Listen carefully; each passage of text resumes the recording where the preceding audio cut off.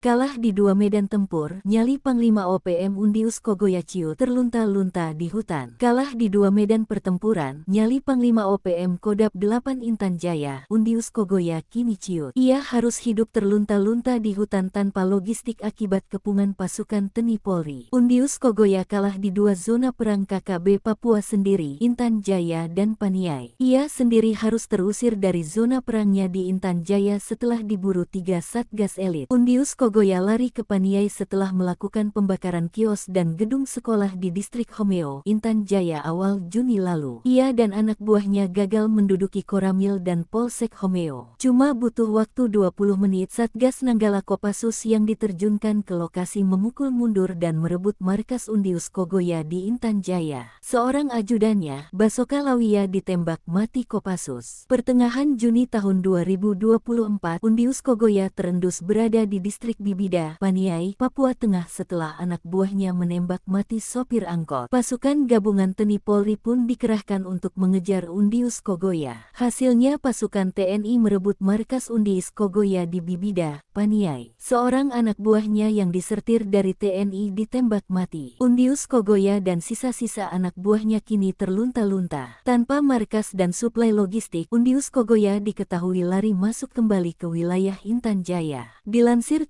tribunpapua.com, Kepala Operasi Damai Cartens 2024 Kombes Pol Faizal Ramadhani, Senin, tanggal 17 Juni tahun 2024 mengatakan serangan ke markas Undius Kogoya dilakukan pada Jumat tanggal 14 Juni tahun 2024. Adapun barang bukti yang berhasil disita yakni 3 pucuk senapan angin, 2 amunisi kaliber 5,66 mm, 2 amunisi kaliber 7,62 mm, 1 unit drone dan remote, 2 buah